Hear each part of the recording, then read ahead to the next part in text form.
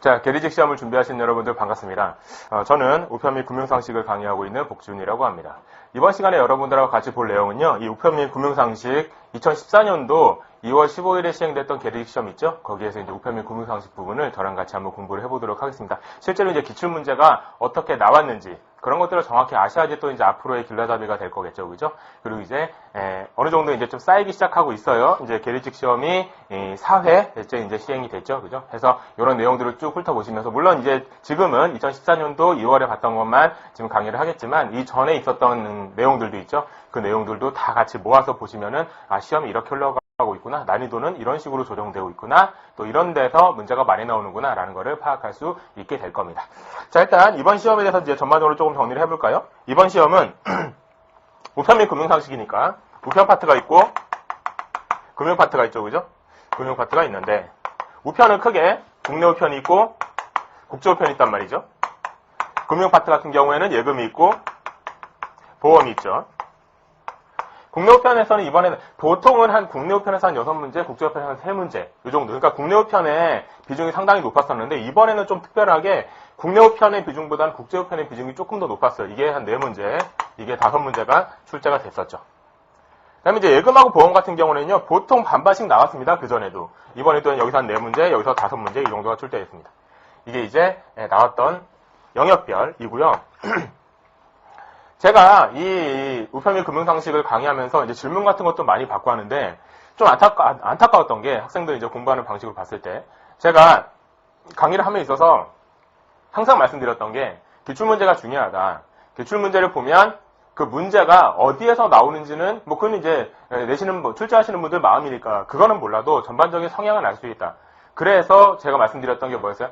법률 같은 경우 있잖아요. 우편법. 그죠? 여기 우편법, 또 우편법 시행 규칙 이런 것들, 그 다음에 금융에서도 우체국 예금 및 보험에 관한 법률 이런 것들 뒤에 부록으로 나와 있고 상당히 양이 많습니다. 상당히 양이 많은데 그 부분들 너무 자세하게 보고 그러지 말아라. 그냥 간단하게만 훑어봐라라고 분명히 말씀을 드렸었어요. 그 전에 제가 강의를 할 때. 왜 그랬냐면 실제로 기출문제에서 앞에 학습 자료에는 없는데 법령에만 있는 거, 이런 게 문제가 나온 경우는 거의 한 문제 정도? 이 정도였단 말이에요. 그렇기 때문에, 그리고 그 문제 같은 경우에도 앞에 있는 학습 자료에 있는 내용들, 그러니까 법령 말고 자료에 있는 내용들, 그 내용만 알면 거의 다 풀 수 있는 문제였습니다. 그죠? 하기 때문에 법령에 너무 시간을 너무 이렇게 들이지 말고 앞에 있는 자료 부분을 성실하게 해라라고 말씀을 드렸었는데, 질문이 오는 걸 보면은 뒤에 있는 법령들에 관한 질문들이 되게 많이 와요. 그리고 상당히 지엽적이고 좀 뭐랄까 중요하지 않은 내용들, 그런 내용들이 많이 오더란 말이죠. 그래서 좀 안타까웠는데, 물론 그렇다고 해서 제가 답변을 안 달 수는 없으니까 달아드리긴 했지만, 다른 부분을 다 보고 자료 부분을 확실하게 보고 이제 법령을 보나 보다라고 이제 생각을 했단 말이죠.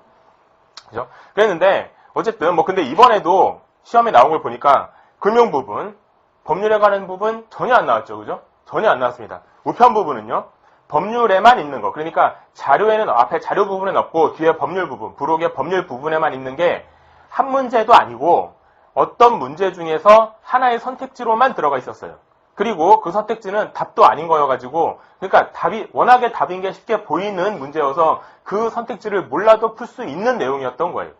그러니까 혹시라도 앞으로라도 이제 여러분께서 이제 계리직 시험을 또 이제 앞으로 준비하실지 모르겠지만, 그 이제 준비하시려고 이제 제 강의를 보시는 거겠죠, 그죠? 준비하시는 동안에는 법령은 좀 나중에 보시고 앞에 있는 자료를 꼼꼼하게, 그러니까 자료에 대한 비중을 한 9 정도로 잡는다면 법령에 대한 비중을 한 1 정도? 이렇게 잡아서 공부를 하시는 게 좀 더 낫지 않을까 하는 생각이 듭니다. 다음에 우편 같은 경우에는 좀 그렇진 않지만 금융 같은 경우에는 많이들 힘들었던 부분이 그 부분이었습니다. 상품. 그러니까 이제 금융 상품 중에서도 이제 뒤에 보험 상품 같은 경우에는 그냥 우체국 보험에 관한 얘기만 나왔고, 일반적인 보험이 어떤 보험이 있다 이런 내용은 없고요. 그러니까 일반적인 보험에 관한 내용은 없었지만 우체국에서 이제 다루는 보험은 이제 재료가 있었죠. 내용들이. 예금 같은 경우에는 일반적인 예금에 관한 내용, 금융상품, 그죠? 금융상품에 관한 내용은 있었고, 그죠? 그래서 CMA가 어떻고, ELD가 어떻고, 이런 것들이 있었잖아요. 그죠? RP가 어떻고, CD가 어떻고, 이런 것들 있었고, 그 다음에 우체국에서만 하는 금융상품도 있었습니다. 이 상품들이 상당히 이제 내용들이 많았고 공부하기 어려웠었는데, 확실히 이 계리직이라는 것이 실무에서 뛰시는 분들을 뽑는 거다 보니까 그 상품에 관한 부분이 이번에 상당히 많이 나왔죠. 그죠? 특히 보험, 예금, 여기서는 뭐 상품에 관한 부분 거의 부터 시작을 해서 상품에 관한 부분으로 끝났다라고 볼 수 있을 정도로 상당히 많이 나왔어요. 조금 정리해보면 예금 같은 경우에는요. 상품 문제, 여기 4문제 중에 상품 문제가 3문제. 그죠? 그다음 보험 같은 경우에는 5문제 중에 상품 문제가 3문제. 거의 6문제. 그러니까 거의 3분의 1 정도가 전체가 이제 18문제니까 영어 2개 빼고요. 그러니까 3분의 1 정도가 이렇게 상품 문제로 나왔단 말이에요. 하기 때문에 이제 앞으로 이 상품 문제에 대해서는 간단히 보고 넘어갈 수만은 없다라는 거를 일단은 판단할 수가 있게 됩니다. 그죠? 그 다음에 상품 문제가 2문제죠. 보험 같은 경우에는 2문제가 나왔죠. 그 다음에 또 여기에서 나왔던 문제가 되게 어렵고 복잡한 이론에 관한 부분은 그렇게 많이 나오진 않았습니다. 금융에서는. 근데 이제 나왔던 문제가 용어 문제. 그죠? 용어 문제가 한 3문제 정도가 나왔죠. 그러니까 용어 문제, 3문제. 그러니까 그 중에 하나는 또 이론의 자료에 있는 내용들, 뭐 그런 내용이었단 말이에요. 그죠? 예금 같은 경우에는 이제 이론에 관한 내용이 한 문제 이 정도로 나왔습니다. 그래서 금융은 전반적으로 상품이 중요하다라는 걸 일단은 파악할 수가 있고, 우편 같은 경우에는요, 이제는 국제우편이 좀 더 늘어난 것도 약간 특이한 사항이긴 하지만 또 특이한 건 뭐냐면 응용하는 문제들. 응용 문제들이 꽤 많이 출제가 되기 시작했어요. 그래서 뭐 예를 들어서 나중에 좀 보시면 아시겠지만 그냥 단순히 날짜만을 외워서 될 문제가 아니라 날짜를 외운 다음에 그것이 어떻게 적용되는지를 봐야 되는 문제.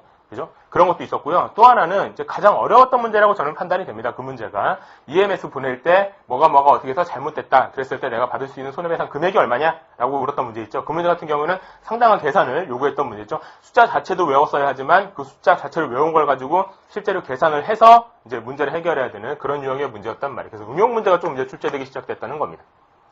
좀 특별한 사항이었던 거죠. 그래서요, 이것도 그렇고, 이제 내용들을 쭉 보면 여기도 그렇고 마찬가지 상품이요. 전반적으로, 난이도가 조금씩은 올라가고 있다라는 판단이 듭니다. 근데요, 이런 내용들을 보고, 우편금융상식 이번에 되게 어려웠다라고 생각하시는 분들은 조금 스스로 공부하신 방법을 반성을 좀 하실 필요가 있어요. 왜 그러냐면, 여기에서요, 우리 학습 자료에서 벗어나는 내용은 단 한 문제도 없어요. 그죠? 학습 자료의 내용이요, 얼마 정도 되냐면, 법령 부분을 빼잖아요? 그러면 우편금융상식 같은 경우에는 90페이지가 안 돼요. 80몇 페이지 정도 됩니다. 심지어 우리 책 있잖아요. 그러니까 예를 들어서 뭐 책으로 만든다라고 하면 이제 글자가 조그매져가지고 이렇게 나오지만 우리 학습 자료로 나온 거 있잖아요. 그 우정사업본부에서 배포한 학습 자료 있죠. 그 학습 자료에 있는 내용들을 보시면 A4 용지로 나오고요. 그 다음에 글씨가 꽤 큽니다. 우편, 금융과 특히 우편 같은 경우는 뭐 글씨 크기가 한 13 이렇게 되고요. 금융 같은 경우는 글씨 크기가 한 12 이 정도 되는데 꽤 큰 글씨로 띄엄띄엄 나와 있는 내용이에요. 그렇게 해서 얘는 한 90페이지가 좀 안 되고 얘 같은 경우는 한 240페이지가 좀 안 되고 이렇게 돼요. 합쳐서 350페이지도 안 되는 내용이었던 거예요. 여러분들이 이게 지금 계리직이 우리 9급이잖아요. 이제 10급에서 9급으로 올라갔는데 요즘 9급 공무원 시험 이러면 거의 뭐 공시라고 그러잖아요. 고시. 공무원 고시라고 해서 고시라고 그러잖아요. 그렇게 준비하시는 분들이 많은데 그 350페이지 정도 되는 내용을 제대로 암기를 못해서 그리고 그 암기하는 내용도요 거의 문구 그대로 나오는 경우가 되게 많았죠. 문구 그대로 나온 것만 맞췄어도 거의 80% 이상은 맞출 수 있는 문제였단 말이에요. 그죠? 75, 80 이 정도는 맞을 수 있는 문제였단 말이죠. 영어 2개는 뺀다고 쳐도. 그죠? 하기 때문에 그런 식으로 공부를 하셔야 돼요. 그러니까 처음에는 물론 처음에 공부할 때는 내가 이것만 정말 알아도 되는가? 여기에서 내가 문제를 낸다면 좀 더 꼬아서 내고 싶다라는 생각이 들겠지만 처음에 공부할 때는 당연히 여기 있는 문구 그대로를 자꾸 암기를 하시려고 노력을 하는 게 중요합니다. 그렇죠? 그래서 저 같은 경우는 이제 강의를 할 때는 어떻게 강의했어요? 이제 그 학습 자료에 있는 내용들을 토대로 이걸 어떻게 이해하고 암기할 수 있는가? 이거를 자꾸 따져보고 이제 생각을 했던 거죠. 그죠? 됐죠? 하기 때문에 이번 시험은 이런 식으로 출제가 됐었다. 그 다음에 난이도는 지난번보다 2012년도보다는 조금 높았다. 하지만 거의 비슷비슷했다. 뭐 그리고 이번에 이제 국사에 관한 얘기가 상당히 많았죠. 근데 국사 난이도에 비하면 여기 난이도는 정말로 쉬운 난이도라고 봐야 된다라고 생각할 수 있겠습니다. 일단 전반적인 총평은 이렇고요. 자, 그럼 이제 문제 하나하나를 보면서요.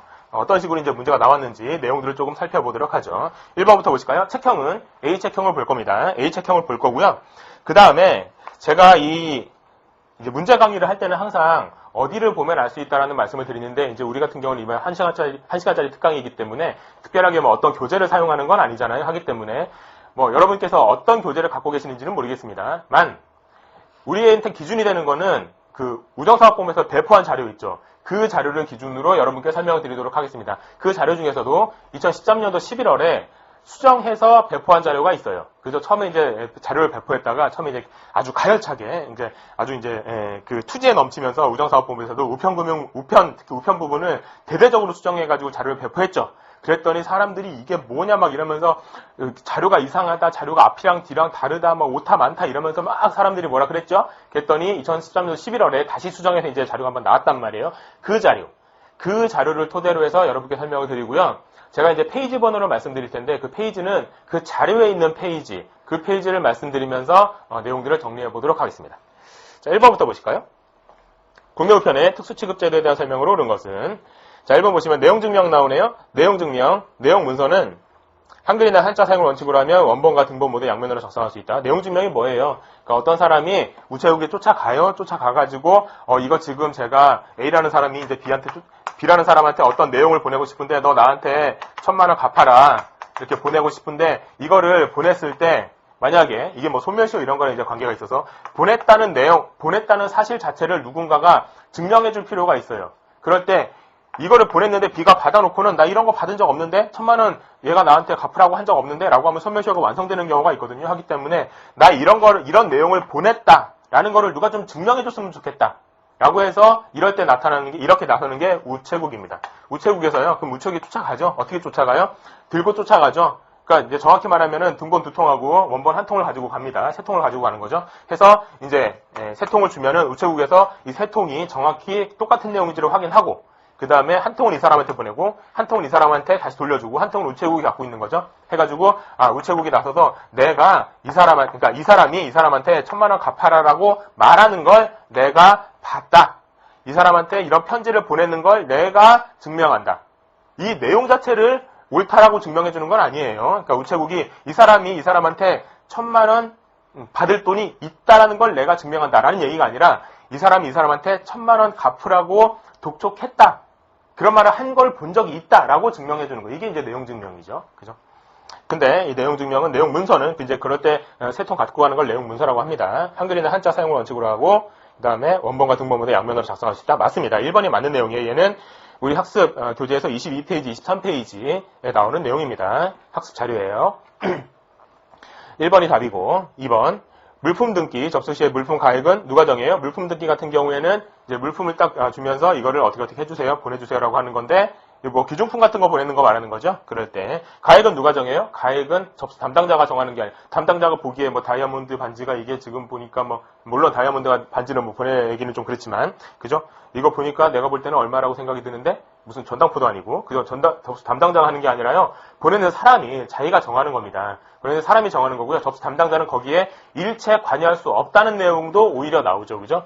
얘는 우리 학습자료 22페이지에 나오는 내용입니다. 그래서 발송인이 정하는 겁니다. 접수 담당자는 가액 판단에 관여할 필요가 전혀 없죠.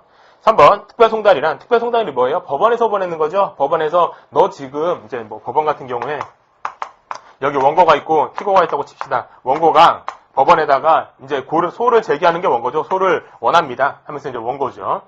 그랬는데 이제 법원이 그럼 뭘 해야 돼요? 피고한테 이 사람한테 돈 좀 받아주세요라고. 그죠? 그러면 법원이 피고한테 야 너 지금 이 사람이 너한테 고소 제기했어라고 보내는 거 있죠. 이게 특별송달이죠. 법원에서 민법 규정에 따라서 민사소송법 규정에 따라서 보내는 거 이게 특별송달입니다. 이게 여기 뭐가 틀렸어요? 특별송달이랑 등기식을 전제로 맞는데 우편법이 정하는 방법이 아니라 민사소송법이 정하는 방법입니다. 송달하는 우편물로서 배달 경과를 발송인에게 통지하는 제도. 우리 학습교재 25페이지에 나옵니다. 얘 같은 경우에는 문제 계속 나왔었죠. 특별송달은 뭐 08년도, 10년도 계속 나왔던 내용이기 때문에 받으셨을 테고.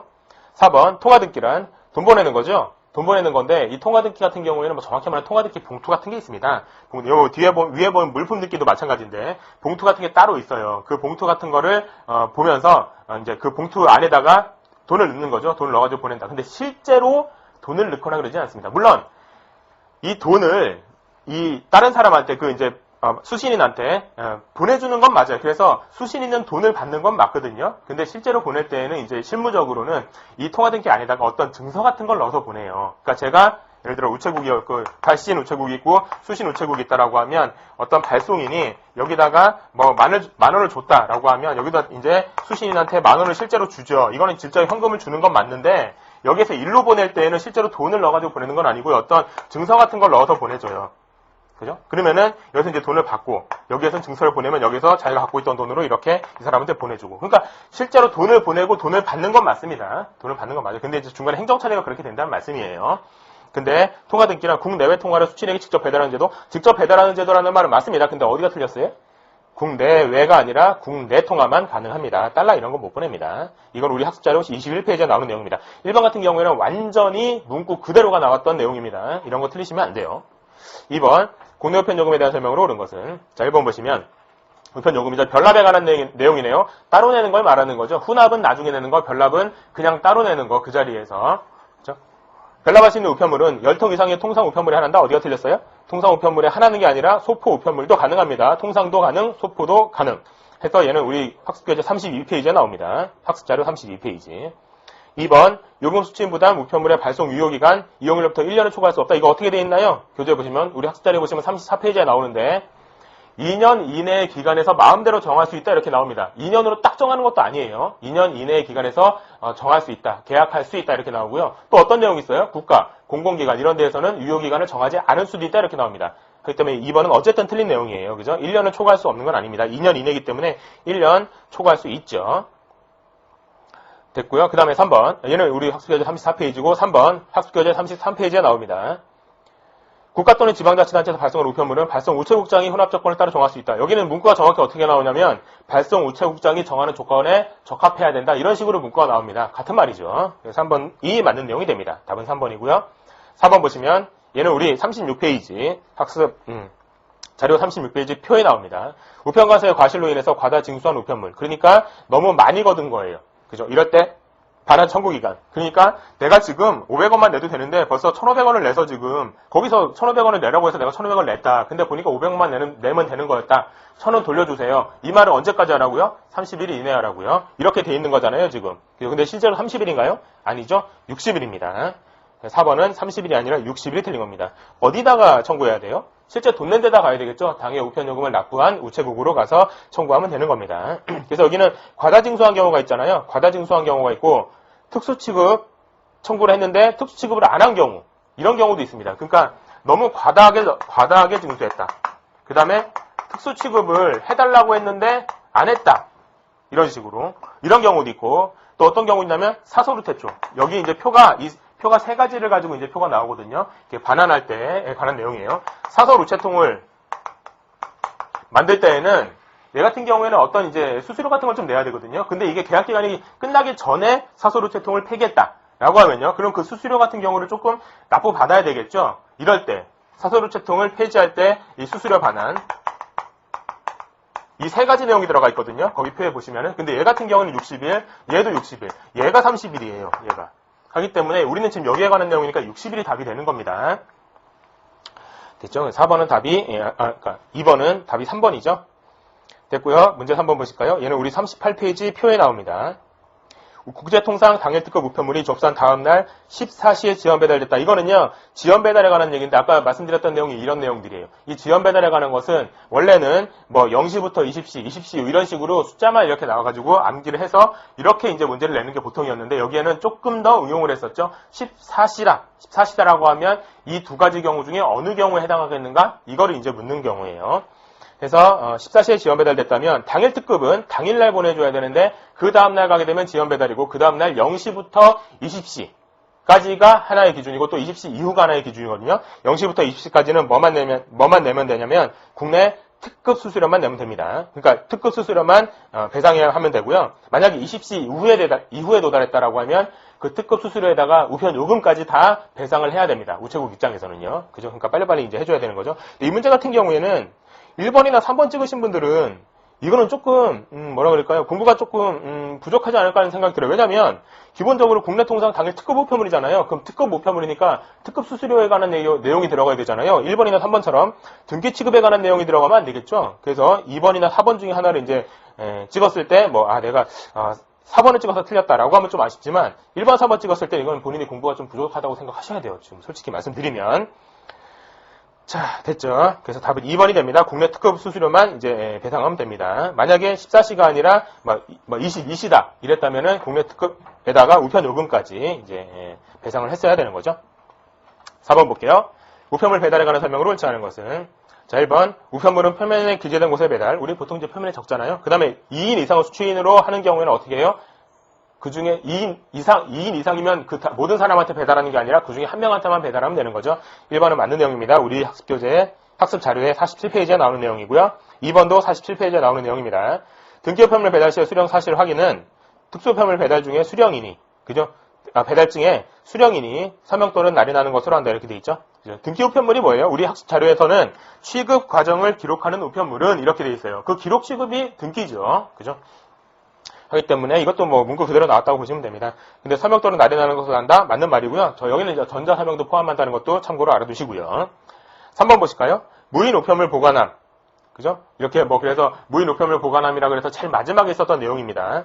여기는 보관에 관한 증명자료를 제공하기 때문에 보험 등기 우편물, 무인 우편물 보관함에 배달할 수 있어요? 보험, 등기 이런 거 안 되고 또 뭐도 안 돼요? 특별 송달 이런 것도 안 됩니다. 본인이 직접 받아야 되는 거기 때문에 이런 거는 무인 우편물 보관함에다 그냥 뜩 집어넣어 놓고 전달했어 이러면 안 되는 거예요. 그죠? 그래서 보험 등기나 특별 송달 해야 되는 경우에는 이거는 본인한테 직접 줘야 되는 겁니다. 우리 학습 자료에 50페이지에 나오는 내용입니다.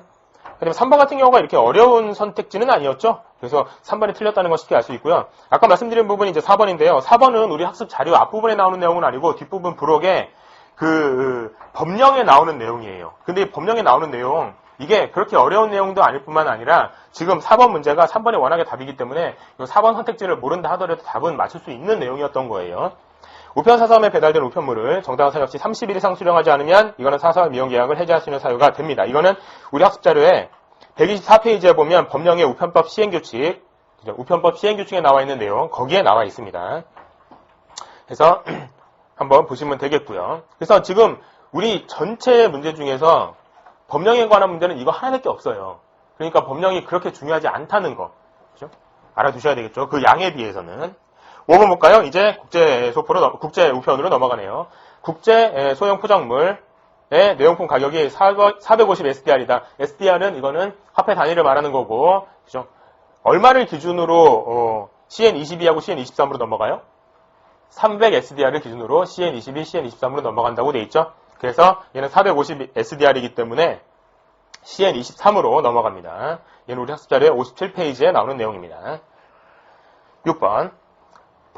국제 보통소포 우편물의 주소 기표지 작성에 대한 설명을 옳지 않은 것은. 그래서 제가 이제 강의할 때는 이 보통소포 우편물도 그렇고요. 이 국제 소형 포장 우편물의 내용품 가격 이럴 때 CN22 같은 경우도 그렇고 CN22하고 보통소포 우편물 주소 기표적 이런 거 다 보여드렸죠. 그죠? 그러면서 여기 1면, 2면, 3면, 4면, 5면 이렇게 있어가지고 실제로 보면은 여기 이렇게 돼 있어가지고 여기에 촉촉촉촉 이렇게 나눠져 있어요. 1면, 2면, 3면, 4면, 5면, 6면 해가지고 2, 3면을 띄어서 누구 주고 1면, 4면, 5면, 6면은 그대로 이제 붙여서 간다. 이런 식으로 돼 있는 것도 다 보여드렸고 그랬습니다. 자, 1번 보시면 6번에 1번입니다. 우리 학습 자료에 63페이지에 나오는 내용입니다. 주소 기표지에는 도착국에서 필요한 서식이 포함되어 있지 않기 때문에 실제로 보신 분은 아시겠지만 여기 서식이 다 들어가 있습니다. 여기에. 필요한 서식이 다 들어가 있고 얼마짜리고 뭐고 보험 할 거 아니고 이런 게 다 들어가 있기 때문에 따로 서식을 작성할 필요가 없습니다. 그래서 발송인은 통관 속에 필요한 서류를 첨부해야 된다? 아닙니다. 여기 다 포함되어 있는 거예요. 1번에 틀린 거죠. 한 번만 보셨으면 그죠? 그래서 제가 강의할 때 이 내용을 한 번만 보셨으면 요거는 1번이 틀렸다는 걸 너무나도 쉽게 알 수 있었던 내용인 거예요. 그죠? 다음에 2번. 내용품의 중량을 측정하는 경우에는 100g 미만의 단수는 100g 이상으로 100g 단위로 절상한다. 그러니까 100g 미만이다라고 하면 몇백, 523이다라고 하면 이건 600이 된다는 얘기죠. 여기는 이제 절상하니까 이렇게 된다는 내용이에요. 우리 학습 자료 63페이지에 나오고요. 이게 지금 보통 소포니까 그렇지 만약에 이게 보험 소포다라고 하면요. 이건 10g 단위로 가죠. 그죠? 10g 단위 해서 10g 미만의 단수는 10g 단위로 절상한다 이렇게 돼 있는데 얘는 보통 소포 우편물이기 때문에 이건 100g 미만의 단수는 100g 이상의 100g 단위로 절상한다. 맞는 말입니다. 3번 역시 63페이지에 나오는 내용입니다. 주소 기표지의 제2면은 접수 우체국 보관, 3면은 발송인에게 교부, 1, 4, 5, 6면은 소포 우편물에 붙여서 발송. 그래서 이거 한번 보신 분들은 여기 1, 4, 5, 6면에 보면은 뭐라고 이름이 적혀져 있고요. 여기는 그대로 두는 거예요. 2번하고 3번 같은 경우 이건 우체국 보관, 얘는 발송인에게 주는 거 이런 식으로 다 나와 있습니다. 그렇기 때문에 그걸 보신 분은 이것도 어렵지 않게 맞출 수 있었을 거라고 보여지고요. 4번 우편물 번호가 CP로 시작되는 주소기 표지를 사용한다. 그죠? CP 어쩌고저쩌고 시작합니다. 보험서포는요. CV 어쩌고저쩌고 이렇게 시작하죠. 우리 학습자료에 65페이지에 나오는 내용입니다. 물론 이 주소 기표지를 실제로 한번 보신 분들 같은 경우는 이 문제가 그렇게 어렵지는 않았을 거고요. 보시지 않으신 분이라 하더라도 학습자료에 다 나오는 문구 그대로 지금 얘기하고 있는 겁니다. 하기 때문에 역시 어려운 문제는 아닙니다. 1번이었고, 답은 1번이고요. 7번 문제가 이번에 나왔던 문제 중에서 제가 볼 땐 가장 어려웠던 문제라고 보여집니다. 실제로 이제 계산이라는 거를 이런 것들을 꼼꼼히 넣어가면서 이제 해봤던 적은 별로 이제 없을 거라고 생각이 드는데요. 이런 계산 문제가 처음 나오는 건 아닙니다. 그렇다고 해서 예전에 지금은 이제 없어진 상품인데요. 그 금융 상품을 가지고 누가 지금 어떤 상황이다. 지금 아들이 있고 손자가 있고 이런 상황일 때 여기서 이제 들 수 있는 보험 상품의 가격은 금융 상품의 가격은 이렇게 물어봤던 문제도 한번 있었던 적이 있습니다. 10년도 문제였거든요. 네, 이 문제 같은 경우에도 역시 그렇게 지금 구성되어 있네요. 보기와 같이 접수된 국제우편물이 상대국가에서 분실돼서 손해배상해야 된다. 조건에 대한 배상 금액으로 오른 것은 이렇게 되어 있네요. 보니까 일단은 EM 어쩌고저쩌고 되어 있잖아요. 이거 뭐예요? EMS 국제특급이네요. 특급이죠. 이렇게 되어 있고요. 그 다음에 소포죠. 보니까 책, 바지, 티셔츠 이렇게 되어 있고요. 중량 10kg 이렇게 되어 있고 내용품 가격이 16만원 16만원 그 다음에 우편요금이 56,200원.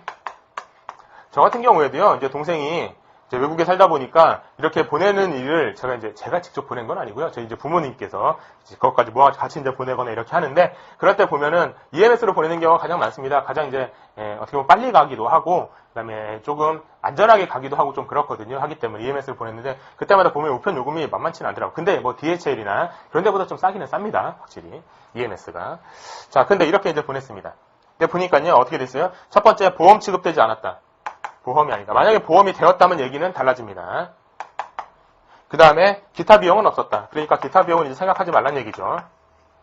그 다음에 세 번째, 우정사업본부고시 2012-28호에 의거, 한다라고 되어 있는데, 이건 101페이지에 나오는 내용입니다. 그러니까, 우리가 알고 있는 표 그대로 해라 이 얘기예요. 우리가 2012-28호, 29, 30호 이렇게 외울 수는 없으니까요. 자, 내용을 보니까 이렇게 되어 있네요. 이렇게 돼 있는데 그러면 실제로 어떤 식으로 지금 얘 같은 경우에는 손해배상이 진행이 되나요? 일단은 소포기 때문에 기본이 7만원입니다. 기본 7만원부터 시작하고요. 그 다음에 킬로그램당 얼마예요? 킬로그램당 7,870원이죠. 870원 이렇게 됩니다. 되죠? 지금 몇 킬로그램이에요? 10킬로그램을 보냈단 말이에요. 그죠? 근데 이 한도예요. 그러니까 이 한도 내에서 실손해액이 되거든요. 그러면 실손해액은 16만원이에요. 16만원인데 이걸로 계산하면 얼마예요? 이걸로 계산하면 이게 7만원 더하기 기본요금 7만원 더하기 요거 10kg이니까 78,700원이 되죠. 이렇게 해서 148,700원 이렇게 돼요. 이거 한도에서 실손해액이기 때문에 얼마예요? 자, 16만원이 기준이 되는 게 아니라 이게 기준이 되는 겁니다. 이게. 그러니까 실손해액은 16만원이지만 한도가 148,700원이기 때문에 이게 기준이 된다는 얘기예요. 됐죠? 여기에다가 우편요금까지 지금 손해배상을 해야 되는 거죠. 우편요금 해서 56,200원 이렇게 됩니다. 해서 더하면요. 204,900원 이렇게 되네요. 그죠? 그래서 답이 2번 이렇게 되는 겁니다. 이게 만약에 보험 취급이 됐다고 하면 보험 취급이 되면 어떻게 돼요? 보험 취급이 되면 이게 700만원 한도가 되기 때문에요. 400SDR 700만원 한도가 되기 때문에 이렇게 되는 게 아니라 이만큼을 다 지금 보상을 받을 수 있게 되는 거예요. 그렇기 때문에 답이 몇 번이 돼요? 만약 이렇게 된다고 치면은 216,200원 이렇게 되는 거죠. 하기 때문에 답이 4번이 될 수가 있었습니다. 근데 보험 취급이 아니었기 때문에 이렇게 2번이 답이 되는 겁니다. 자, 됐죠. 그래서 이거는 이 내용을 그냥 암기한다고 될 일이 아니라 그걸 정용해서 오히려 계산까지 해야 되는 문제였기 때문에 좀 까다로웠다라고 보여집니다. 됐고요. 그 다음에 8번 볼까요? 그러니까 지금 이 7번 문제 같은 경우 우리 학습교재 101, 그러니까 학습교재 86페이지예요. 86페이지. 101페이지가 아니라 86페이지요. 거기를 이제 보시면은 정확한 내용이 나옵니다. 물론 계산이 다 돼 있는 건 아니지만요. 다음에 8번. 국제우편에서 사용되는 국가명 해당 국가. 이거 지금 새로 들어온 부분이었잖아요. 그죠? 국가명에서 틀리기 쉬운 국가명 이렇게 해서 나왔던 내용이 있습니다. 그 내용을 정리하시면 되는데 일단 기업 홍콩 같은 경우에는 CN. 이거 뭐랑 헷갈린다고요? CN은 차이나죠. 그죠? 중국인데 홍콩도 뭐 중국령이니까 CN인가 보다라고 착각할 수 있기 때문에 여기다 이제 나온 거예요. 홍콩은 어떻게 돼요? 홍콩은 HK죠. 그죠? 홍콩은 HK, 홍콩 이렇게 되는 거예요. 마카오는요.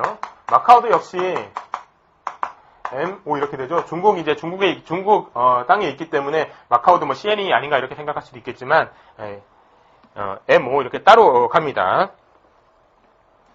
기억이 이제 틀렸고요. 니은 오스트레일리아는 AU죠. 호주. 근데 이거랑 헷갈리기 쉬운 게 뭐가 있다고요? 유럽에 있는 오스트리아. 그죠? 오스트리아는 AT죠.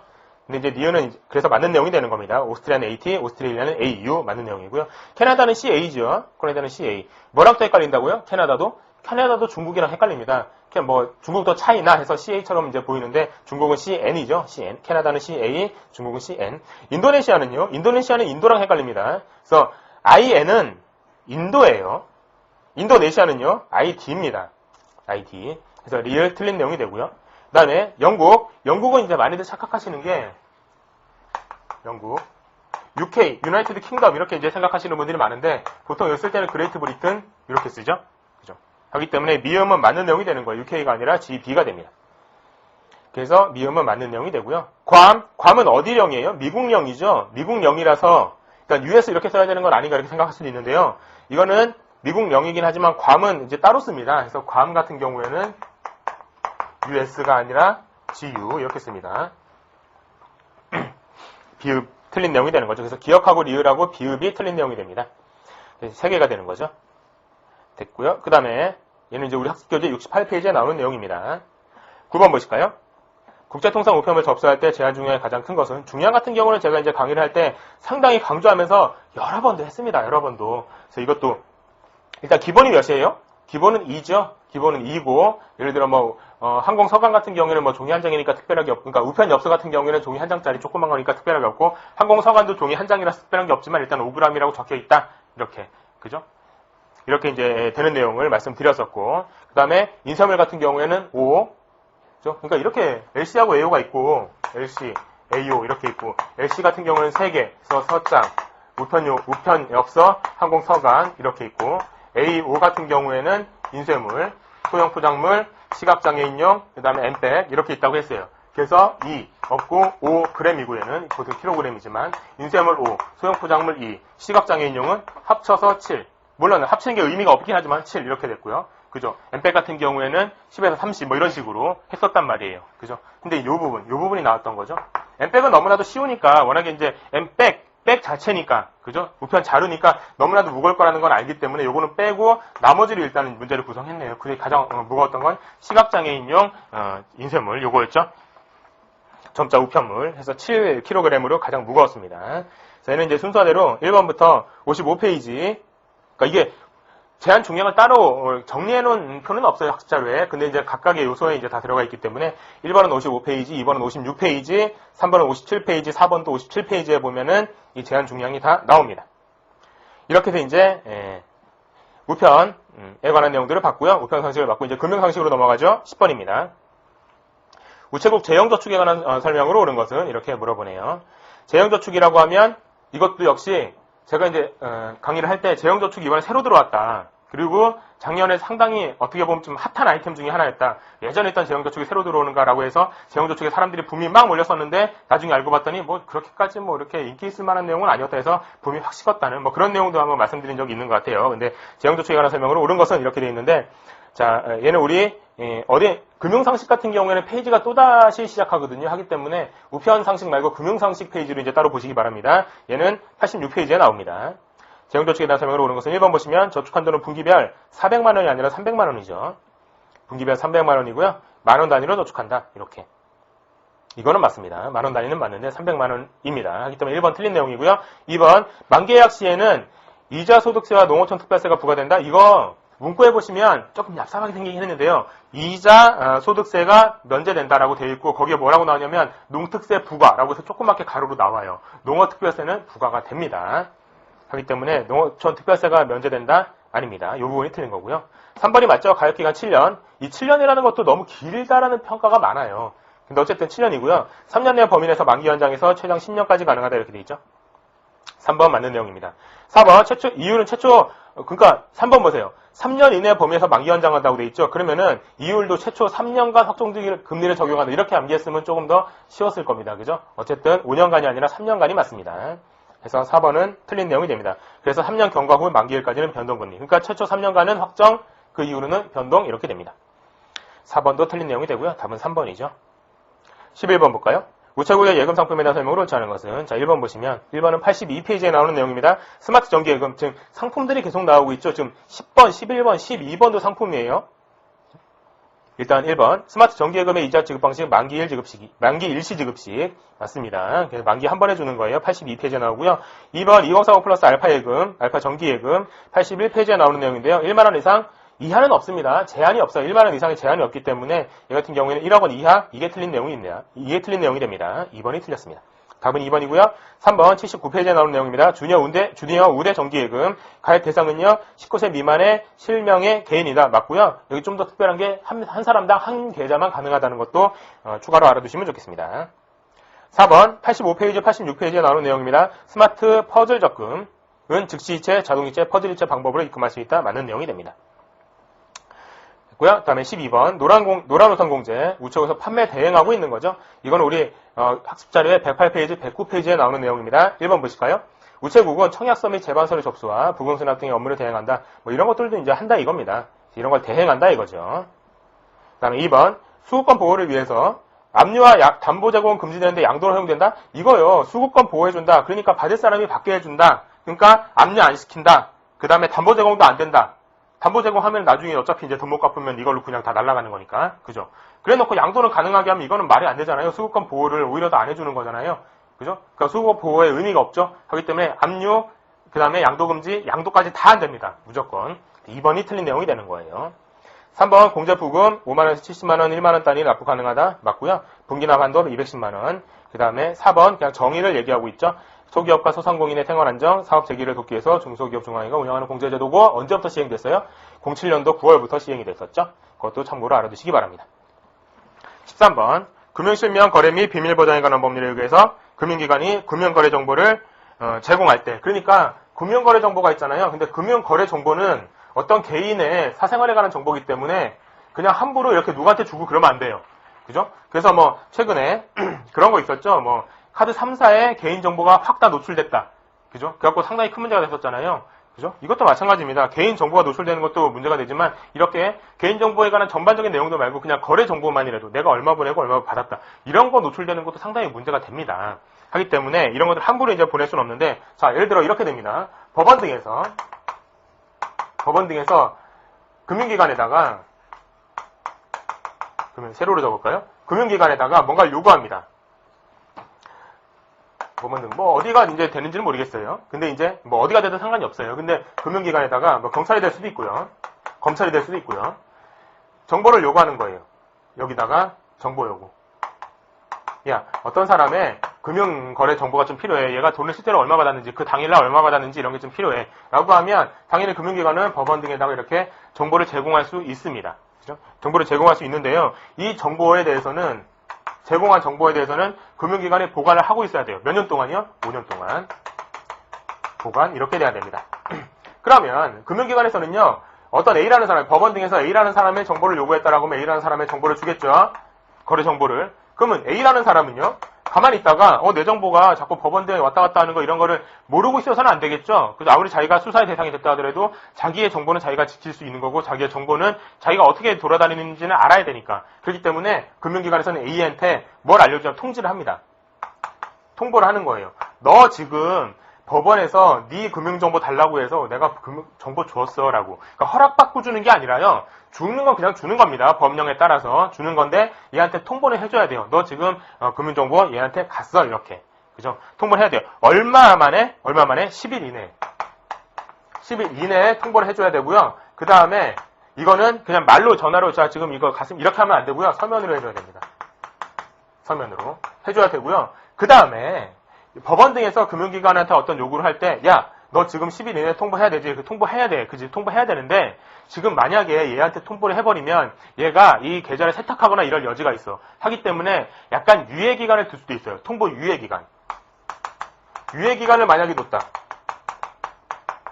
예를 들어서 일주일 동안은 얘한테 일단 알려주지 말아봐 이렇게.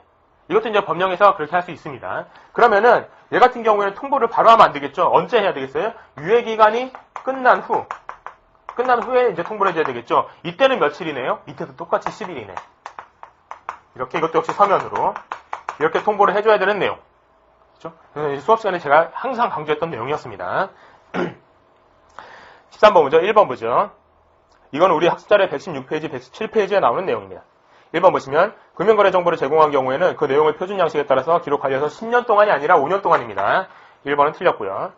2번 금융거래 정보 제공 사실에 대한 통보 의무를 위반한 경우 이건 이제 위반했을 때 벌칙인데요. 뭘 위반한 거예요? 달라고 했는데 안 줬다? 아니면은 달라고 하지도 않았는데 막 그냥 뿌렸다? 이런 게 아니라요. 이 통보 이거 안 한 경우예요. 이거 안 한 경우는 죄가 그렇게까지 크지는 않죠. 그렇기 때문에 이거는 과태료로 끝나는데요. 과태료 500만 원으로 끝납니다. 이렇게 여기서 나온 것처럼 3천만 원의 벌금 이렇게 되진 않습니다. 그래서 예를 들면은 요구 금지를 해야 되는데 만약에 요구를 할 수 없는데 요구를 했다거나 아니면은 누설 금지 해야 되는데 누설했다거나 이럴 때 이제 5년 이하의 징역 혹은 3천만 원 이하의 벌금 이렇게 이제 되는 거죠. 2번도 틀렸고요. 3번 금융거래 정보들을 제공한 경우에는 제공한 날로부터 10일 이내 맞습니다. 그죠? 그 다음에 서면으로 맞습니다. 이런 경우에도 10일 이내 서면 맞습니다. 3번이 맞는 내용이 되고요. 4번은 이거죠. 통보 유예 요청을 받은 경우는 유예 기간이 종료된 날로부터 끝난 후부터 30일 이내가 아니라 10일 이내입니다. 그죠? 그래서 4번도 틀린 내용이 됩니다. 서면으로 통보해야 된다. 이 말은 맞는 말이 되고요. 됐고요. 이제 금융은 여기서 끝이 나고 이제 보험으로 넘어갈까요? 14번 보험 같은 경우에도 지금 상품 문제가 많았죠. 지금 15번도 상품 문제, 그다음 17번도 상품 문제 이렇게 되죠. 나머지 3개는 거의 용어 문제고요. 14번 보시죠. 생명보험 계약에 대한 설명으로 옳지 않은 것은 거의 처음에 나오는 내용입니다. 131페이지, 132페이지에 거쳐서 나오는 내용입니다. 자, 보험계약에서 본인의 목숨이나 건강 등을 담보시킨 사람 누구라 그래요? 이걸 피보험자라고 하죠. 돈을 받을 사람은요. 만약에 보험사고가 발생했다. 피보험자한테 보험사고가 발생했다. 그러면 돈을 받아갈 사람은 보험 수익자라고 하죠. 수익자. 자, 2번 보험계약자. 이건 뭐 하는 사람이에요? 보험료를 내는 사람이죠. 그래서 계약자가 회사가 있고 말하자면 회사 보험자죠. 그 다음에 계약자 보험계약자죠. 계약자가 회사한테 매달 뭐 10만 원이고 20만 원이고 내는 거 이런 거 보험료죠. 그죠? 회사가 만약에 보험사고가 났을 때 계약자한테 주는 게 아니라 이제 수익자한테 물론 이 사람이 같은 사람일 수도 있습니다. 다른 사람일 수도 있고요. 그죠? 회사가 수익자한테 주는 경우 이런 건 돈을 뭐라 그래요? 이런 걸 보험금이라고 그러죠. 그래서 보험금 탔니? 이렇게 얘기하는 거죠. 보험료 탔니? 이렇게 얘기하는 거 아닙니다. 보험료는 내는 거고 보험금은 타는 겁니다. 그렇게 생각하시면 좀 편하겠죠. 그래서 보험료는 이제 숫자가 좀 작죠. 근데 보험금은요 숫자가 좀 크죠. 그죠? 뭐 몇천만 원, 뭐 몇억 이렇게 되는 경우도 있고요. 그래서 2번은 맞는 내용이 되는 거죠. 보험 계약자가 보험에 의한 보장받기 위해서 보험자에게 지급해야 될 금액 보험료라고 한다. 맞습니다. 반대로 보험금은 보험자가 지급하는 금액이고요. 3번 보험에 담보된 생명이나 신체에 관해서 불확정한 사고가 나는 거. 아까 살짝 말씀드렸지만 이런 걸 뭐라 그래요? 실제로 사고가 나는 것을 보험사고라고 합니다. 그죠? 이런 걸 다른 말로 보험금 지급 사유라고도 하죠. 보험사고는 보험금 지급 사유가 됩니다. 4번 보험기관에 대해서 상법에서는 보험자의 책임을 최초 보험료 납입 여부와 관계없이 청약일로부터 아닙니다. 최초 보험료를 지급받은 때라고 규정하고 있습니다. 그죠? 최초 보험료를 지급받은 때 이렇게 규정하고 있죠. 하기 때문에 4번이 틀린 내용이 됩니다. 1, 2, 3번은 맞는 내용이 되고요. 자, 넘어갈까요? 15번 가시죠. 우체국 장애인 전용 무배당 어깨동무보험 우리 교재 학습자료의 184페이지에 나오는 내용입니다. 옳은 것은 1번 보시면요. 보험 수익자가 장애인이다 이럴 때는 한도로 4천만 원 한도로 징역세 면제 맞습니다. 이거는 여기 답이 1번이 되고요. 2번 2종 그러니까 얘가 1종 얘 같은 경우 1종, 2종, 3종이 있어요. 1종 같은 경우에는 생활보장형이고 2종은 안보장형, 3종은 상해보장형인데요. 1종 같은 경우에는 만 50세 이상의 자가 가입할 경우에 80세 만기 10년 납에 안 한다? 아닙니다. 5년 납에 안 한다. 이렇게 되어 있습니다. 5년 납. 그 다음에 이거 같은 경우에는 2번 같은 경우에는 2종도 동일합니다. 2종도 역시 안보장형도 5년 납에 안 한다. 이렇게 되어 있습니다. 그렇기 때문에 이것도 이제 참고로 알아두시고요. 어쨌든 2번은 틀린 내용이 되는 거죠. 3번 2종 안보장형입니다. 피보험자의 가입 나이는 15세부터 70세가 아니라 0세부터 70세, 태어날 때부터 70세까지입니다. 됐고요. 그 다음에 4번, 얘는 우리 학습자료에 186페이지에 나오는 내용입니다. 3종 상해보장형은 가입 후 매 5년마다 건강진단 자금을 지급한다. 5년에 한 번 건강진단하면 너무 좀 띄엄띄엄이잖아요. 매년 할 수는 없으니까 2년에 한 번 이렇게 돼 있습니다. 2년에 한 번 건강진단자금 지급합니다. 얼마 주나요? 거의 10만 원이라고 돼 있습니다. 참고로 알아두시고요. 그 다음에 16번 보시죠. 16번은 우리 158페이지에 나오는 내용입니다. 158페이지에 보면 생명보험에 이렇게 여러 가지 용어들이 쭉 나와 있어요. 이게 151페이지부터 161페이지까지 거의 10페이지, 11페이지에 거쳐가지고 쭉 내용이 나와 있습니다. 여러 가지 용어들이요. 그게 16번에서도 그렇고 18번에서도 그렇고 이 151페이지부터 161페이지의 내용이 여기에서 이제 나왔던 내용입니다. 16번, 18번이요. 자, 어쨌든 16번 보시면 역선택에 관한 내용을 지금 묻고 있는 거죠. 보험계약의 승낙 여부를 선택하는 것을 계약 선택이라고 합니다. 그러니까 뭐냐면 보험 회사가 있고 보험 계약자가 있을 때 우리 이제 보험자 이러면 좀 헷갈리니까 보험 회사가 계약자가 있다고 쳐보죠. 계약자가 보험에 들려고 해요. 그러니까 우리는 일상생활에서는 보통 회사에서 저 보험 들게요라고 하면 감사합니다라고 이제 보험을 들어줄 것 같지만은 원래대로 하면요.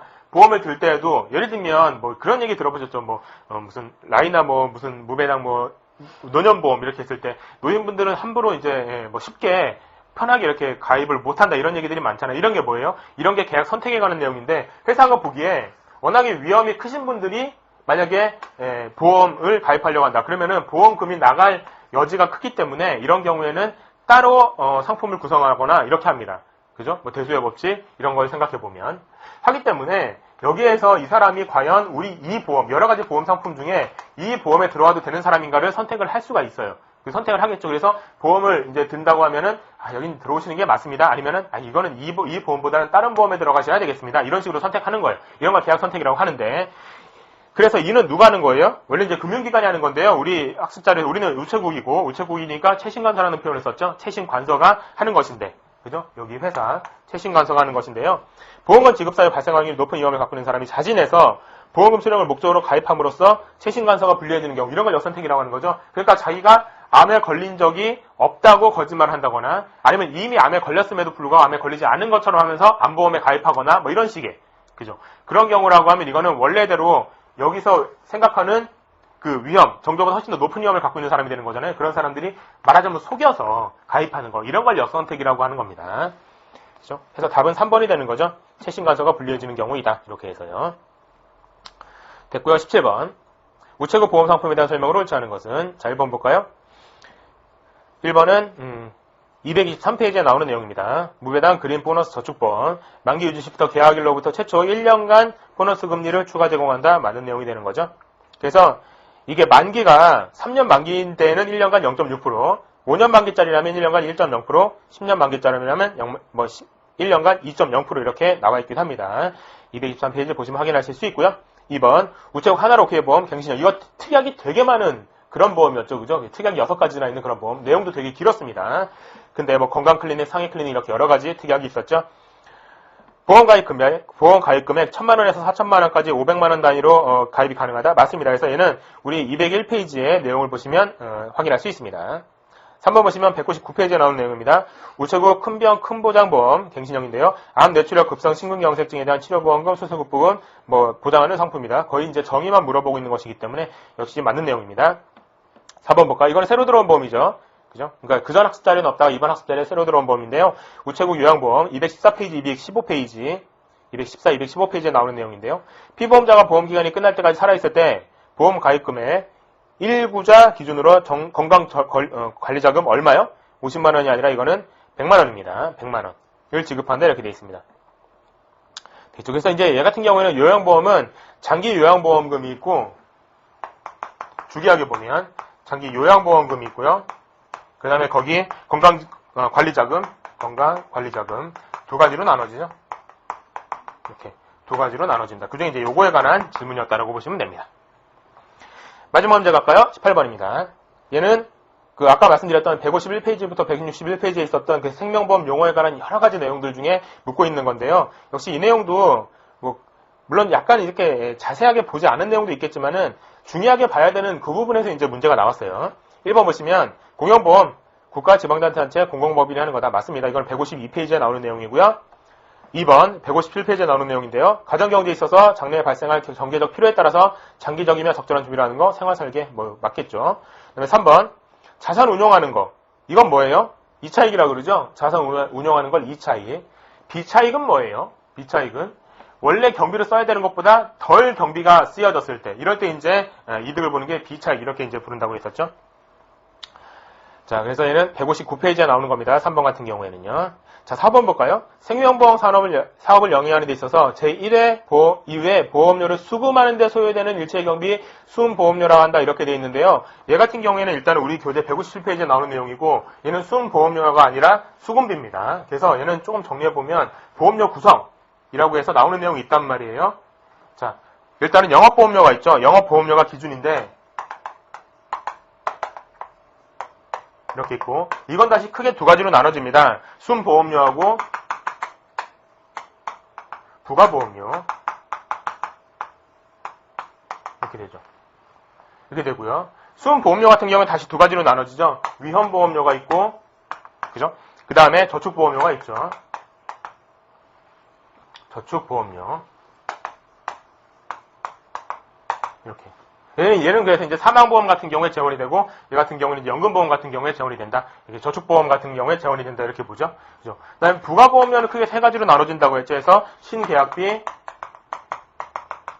유지비, 그 다음에 수금비, 이렇게 나눠진다고 했었죠. 그래서 이거는 이제 문제에서 되게 많이 나왔었죠. 그 우리 기출문제에서도 이제 자주 나왔었고요. 그래서 부가보험료 같은 경우에는 뭐로 구성된다라고 해서 이게 이제 딱 빠져가지고 다른 게 들어가거나 이런 식으로 나왔던 문제들, 실제로 있었던 기출문제이기 때문에 당연히 봐두셔야 되는 내용이었고, 지금 문제에서 뭐 얘기하고 있는 건 4번에서는 생명보험 사업을 영위하는 데 있어서 수금하는 데 소용이 되는 비용은 이거죠. 그죠? 이겁니다. 순보험료는 뭐예요? 여기를 얘기하는 거죠. 여기. 하기 때문에 4번은 틀린 내용이 됩니다. 자, 됐죠? 157페이지에 나오는 내용이었습니다. 됐죠? 이렇게 이제 문제를 같이 풀어봤는데요. 이제 기출문제라는 게 첫 시간에도, 처음에도 말씀드렸지만, 우리가 이제 공부하는, 어떻게 보면 앞으로의 길라잡이가 되는 역할을 하는 내용이 되는 것이거든요. 하기 때문에 꼼꼼히 봐두셔가지고, 이제 이런 식으로 이제 앞으로 공부해야 되겠구나, 또 이런 식으로 이제 경향이 바뀌어가는구나, 라는 것을 한 번쯤은 이렇게 받으실 수 있는 좋은 기회가 되었으면 좋겠습니다. 됐죠? 그럼 이번 강의는 여기서 마치는 것으로 하겠습니다. 수고하셨습니다.